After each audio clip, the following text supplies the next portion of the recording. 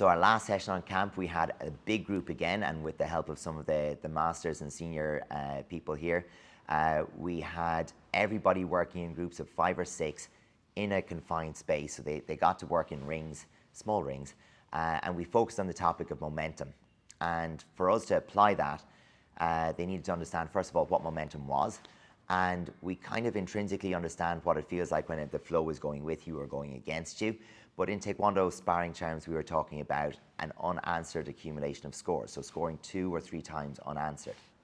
Scoring, improving your ring position, forcing your opponent to exit the ring. Those kind of situations impact the scoreboard, and they make it so that it's a little bit more emotionally stressful for the opponent because they know things aren't going well and they know they have to act now to do something about it.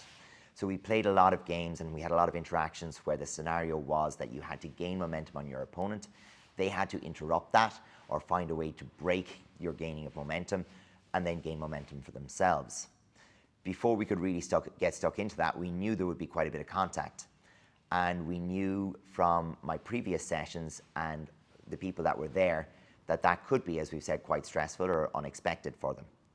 So we've spent the first 10 minutes exploring that social contract around contact, bringing everybody to where they were punching each other in the head repeatedly, they were trying to kick to the head, they were trying to score spinning kicks to the body and the head, and we had it happen so it was continuous, light, somewhat safe, and agreeable to people. And the first 2 minutes of that was very silent. People were very serious about punching each other in the head and trying to kick each other in the head.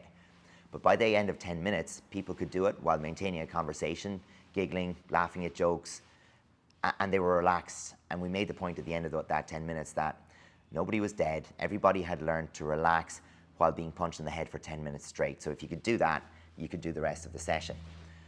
So for me, we had a really enjoyable session where we got to explore gamification of Taekwondo concepts. So momentum became a game of tennis. So we started at deuce, and you had to get advantage and score again in order to win the game.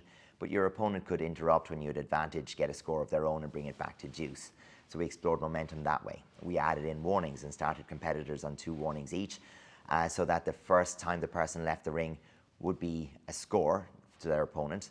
And it brought in the possibility that perhaps you could score and force your opponent out of the ring and get 2 scores, one after the other, and win the game really quickly. We played with the idea of linking techniques in combination and how having that knowledge of what your opponent wanted to link meant that you could really effectively interrupt them. You could pick your moment. Even if they messed up the order of it, you could still pick your moment and get that score. And we had a lot of fun just exploring those concepts and feeling what it's like to have momentum shift against you, how to interrupt it, and how to take control of the situation.